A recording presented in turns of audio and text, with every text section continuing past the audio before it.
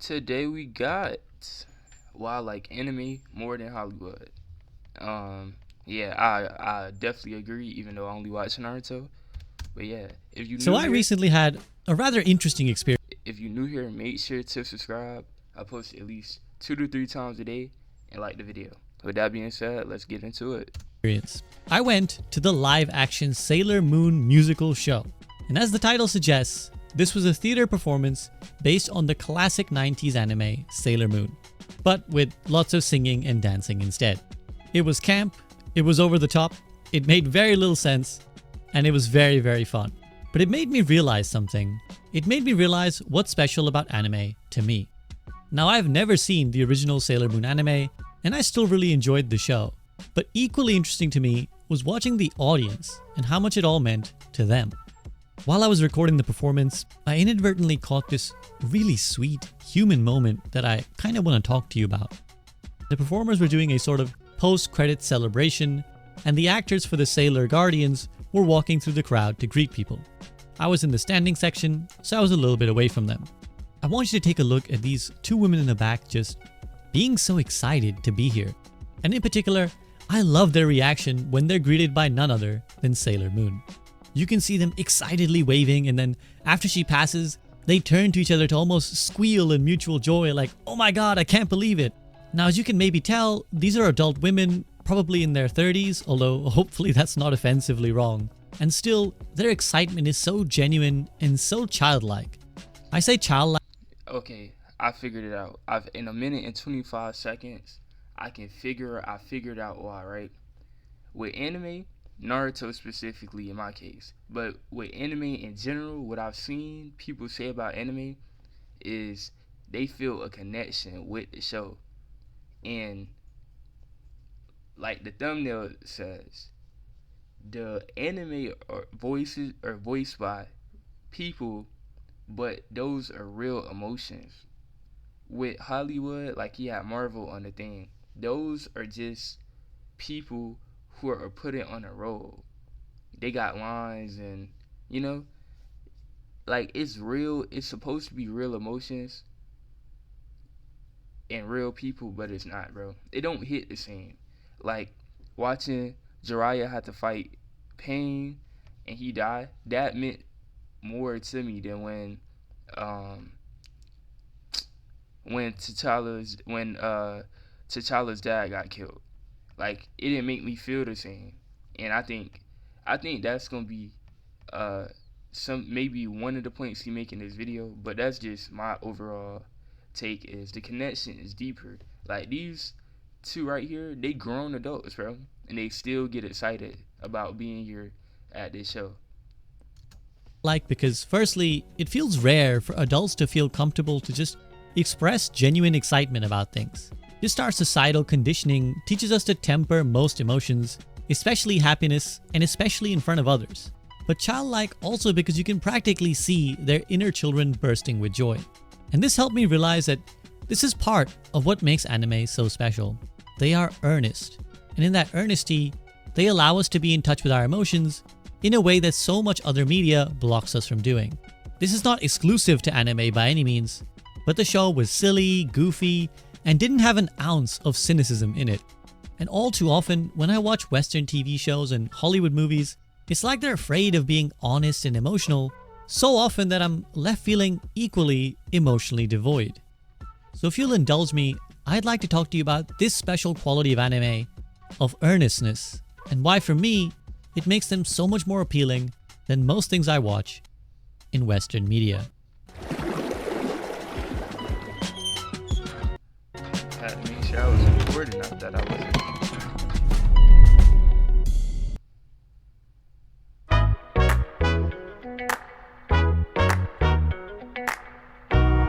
When I got injured. Earnest means, and we can go from there. When you Google the definition, it describes it as the following: resulting from or showing sincere or intense conviction. The Cambridge English Dictionary also adds that there's an element of seriousness to it. Now obviously anime are not serious in the way that a crime drama might be. But to me, anime falls somewhere in the mix of all these words.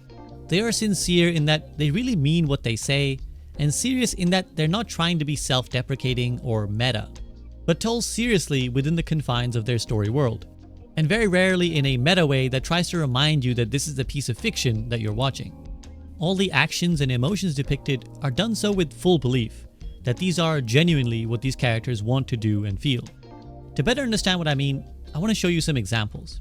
And the best I think the reason why like anime seems more genuine than like live action things is because like we know that these anime characters are voiced by characters, but since they're drawn and they're cartoonish, it makes us think that what they're saying is real. Like it makes us believe that, like when Naruto was saying he want to be the Hokage, or Sasuke saying he want to get revenge on the Hidden Leaf, that really make like it was. I didn't doubt neither of those things, like ever. But like with people like Marvel, we're gonna use them for example. When they say stuff, we know they're acting, and it's a real person on top of that, so it don't really hit the same. place to start, I think, is to show you something that I don't think is earnest. An example from a Marvel film.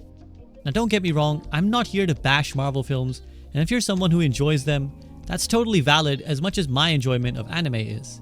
But there's this scene from the latest Captain America film that, to me, encapsulates the difference in ideology behind anime and a lot of Western media.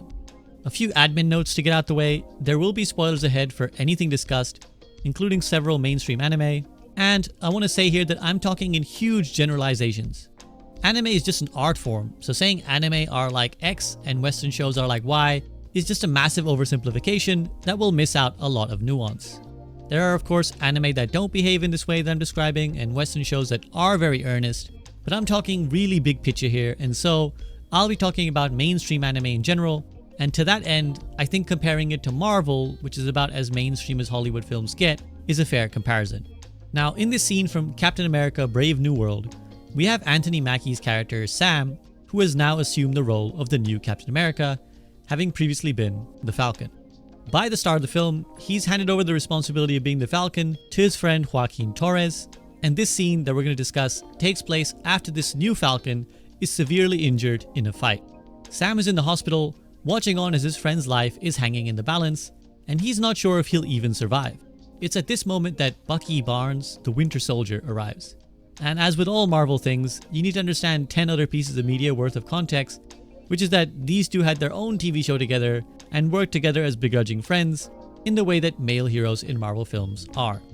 Also, that Bucky is now running for political office, and this will be relevant in a moment.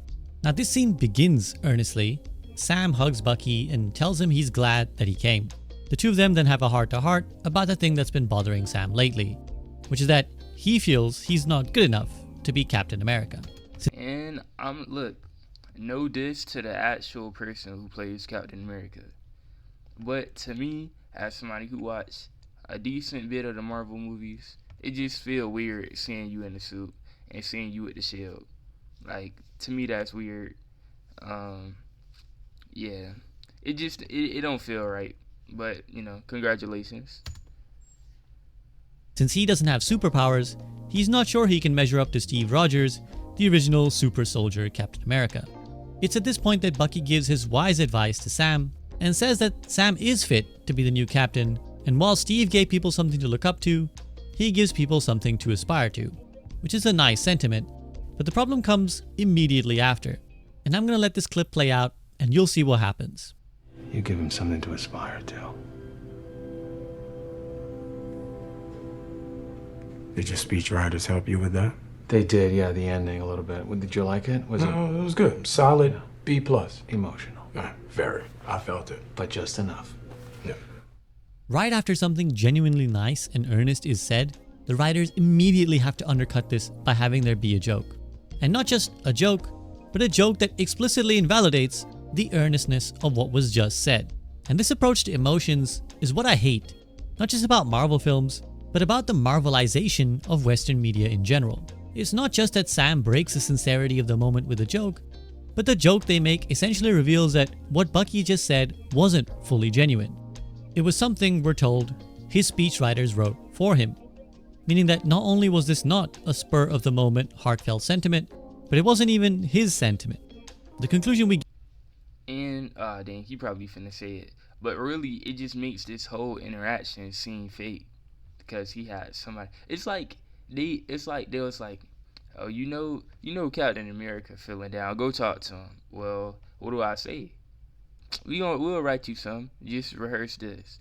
So he came over here, rehearsed it to him. He knew this was like, you know, he had a feeling. He not normally this sentimental guy, so he was like, somebody help you with that, didn't they? Yeah, you smart. How you knew that? You know, I just had a feeling. get from this is that someone else basically told Bucky to say this. There's so much to unpack about this, so bear with me while we do so. Now let's say you don't believe that we should take this interaction at face value, that Bucky actually didn't have his speechwriters write this, but that he just had to pretend they did so as to avoid being embarrassed by what he said. Even in that scenario, I hate the underlying sentiment behind this joke. Essentially, it boils down to the idea that people, but particularly men, can't express sincere emotion. We have here a guy whose closest friend is possibly gonna die in front of him, and he feels like it was his fault. And his other closest friend comes to comfort him. But even with the severity of that situation, we can't just have these two characters have a genuine moment where they emotionally connect with each other. They have to play it all off as unserious and with a level of disconnect. It's like this really outdated view of emotions, as if to say that having feelings is gay and men being gay is bad, therefore feelings are bad. Apparently we can't express feelings. And as we'll talk about in the next part of this video, anime is great.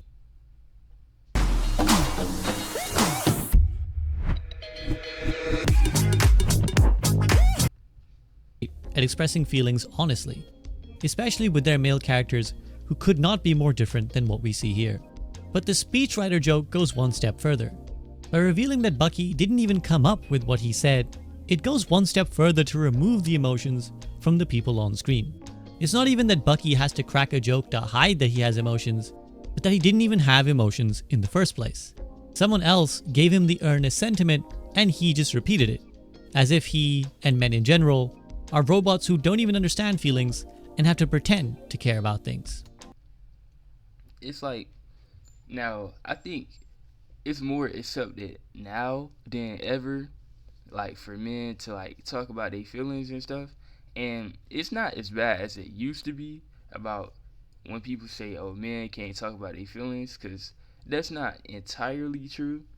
But at the same time, it don't matter who you is or, like, where you post it, whether it's in real life or online, it's always gonna be some people in the comments like, bro, suck it up, bro, you a man, bro, you know you gotta do what a man gotta do, what they gotta do, yada yada. And like, Marvel isn't really helping that, because they killing the fact they, like, this is a sincere this would have been a good moment to say something positive. He's sitting there watching his friend fight for his life. So, like, that would have been the perfect time to do that. Like, to say something positive, say something earnest, you know? Now there's a whole masculinity element that I could discuss about how harmful this is in a world where male isolation and mental health issues are literally the #1 killer of men under 40. But sticking to the theme of earnestness, it just frustrates me on a storytelling level. For me, the viewer watching this, I go to a movie because I want to care. I want to feel invested in the characters, I want to root for them, and I want to feel what they're feeling. If Sam's friend might die and he's worried, I want to feel that pain as the viewer. I want to be sad with him. I want to be given a window into his pain and made to cry by the emotional struggle that he's experiencing. But if Sam himself cannot feel, express, or even have his own emotions, then how am I as the viewer meant to ever care? If all this ends with a joke from the character on screen, why would I, the viewer, view it as anything important at all? That, in as short a way as I know how to explain, is why I feel such an emotional disconnect when I watch things like Marvel movies and Western shows like it. And I think it's fair to say that so many Western shows follow this kind of pattern. We're so obsessed with throwing in references and jokes and satire that we don't actually express human emotions enough. Now I'll elaborate on some of these points in a later section, but for now, let's go back to anime and explain why I resonate with them so much more.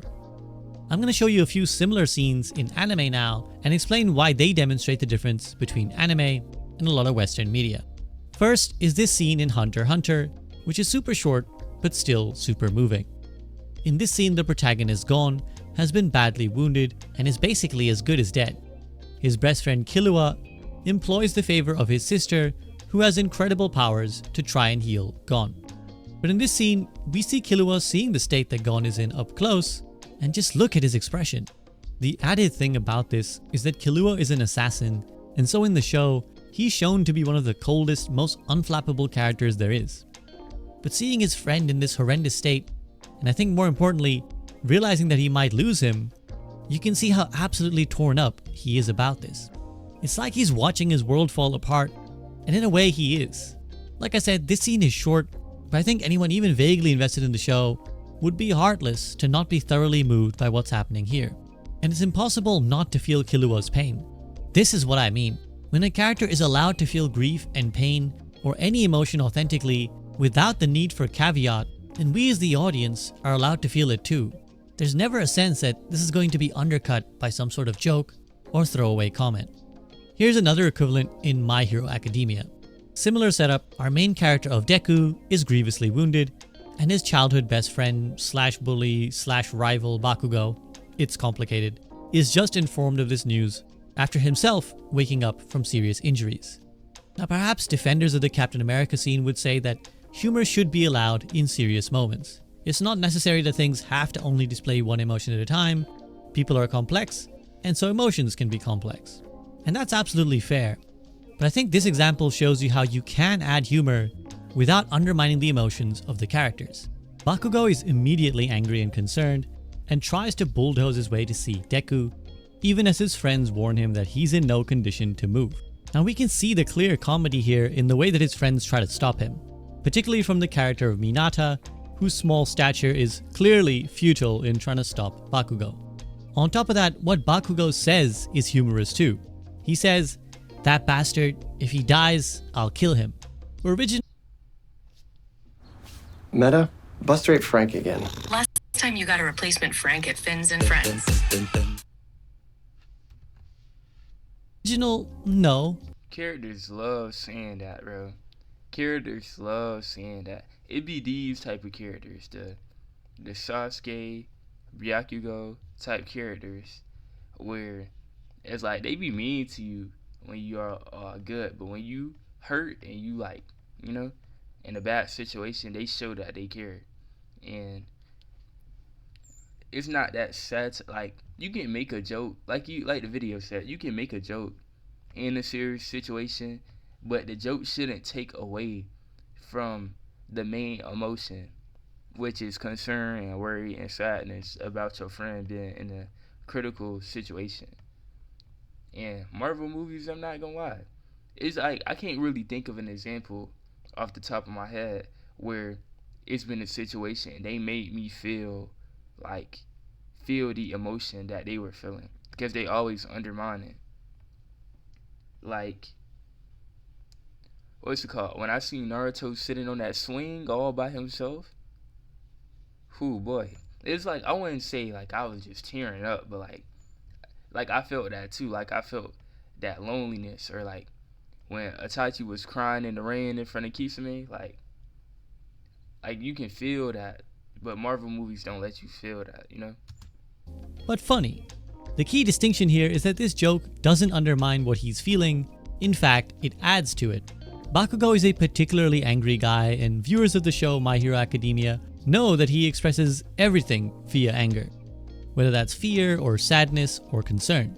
So seeing how angry he is and how clearly concerned he is, the joke about killing Deku if he dies only shows us even more that Bakugo is really worried about his friend and can't bear to lose him.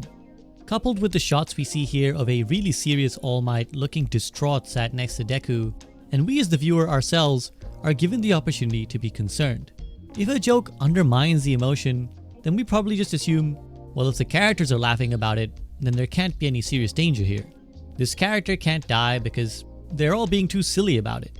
Whereas even though we know that a main character of a show surely won't die, we're still more concerned about it when we're watching these anime because the characters around them are genuinely worried about it too, and preparing as if that could be a possibility. The last thing I'll say on these scenes is this. I think the fundamental mistake the Captain America scene makes is that it assumes that if you want characters to be seen as tough and strong, then they can't be open with their emotions. Of course, it's not just visual media that makes this error. This is a mistaken idea among society as a whole. But Bakugo and Killua are both tough, strong guys. In fact, both are seen as some of the coolest and most fearless characters in their respective worlds. But that doesn't mean they're without emotion. Tough guys have feelings, tough guys can be sad, and tough guys can weep uncontrollably for themselves or others. It doesn't make them any less respectable, and in fact for me, and I'd hazard most viewers, it makes them more likable, more human.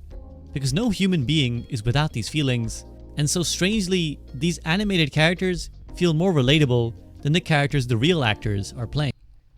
Like, I can think of an example of where Zabuza tried to make it seem like Shinobi don't have feelings, but he could only keep up that act for so long.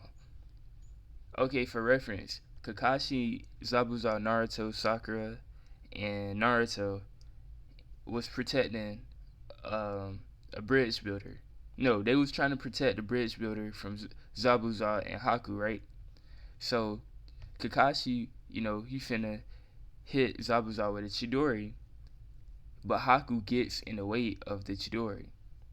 Basically, Zabuza tried to play it off like he didn't care, but Naruto was like, he literally lived only to do what you wanted him to. He didn't get to have a dream of his own. How could you not care about that, right? So Zabuza started crying, and he's like, basically, he ends saying like, yeah, I am a shinobi, but shinobi are people too. No matter how hard we try to hide that, shinobi are people too. There's nothing you can do about that. People have feelings, even if being shinobi tell us we're not supposed to. And at the end, he dies, and he lays next to Haku, and that showed the feelings. Like, you felt all of that. You felt all the sadness. And he was like, he don't think he gonna go where Haku is, saying Haku's a good person. So that's like more sadness added to it. Haku got hit with the Chidori because, she didn't really want to kill Naruto, and she didn't want to kill Sasuke, but I keep saying he didn't want to kill them, but, he was just doing his job, basically. And, like, that really added to the show. Now, it's not just sadness that is genuinely expressed in anime, of course. It's a whole range of emotions. When a character is happy, for example, they are unreservedly happy. They whoop and laugh and jump with joy and share their excitement with their friends. When they're afraid or scared, they're open about that too. And all these emotions are given a chance to just exist. You might rightly argue that anime can be over-expressive, with the exaggerated facial features and constant random noises that characters make when they're doing even the most mundane things.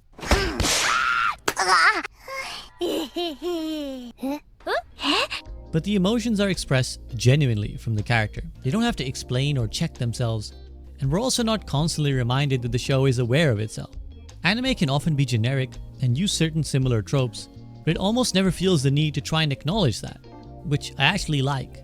You can look at the Deadpool franchise as the ultimate culmination of this idea, where half the jokes are about you, the viewer, or something you'd know, rather than about stuff happening in the film.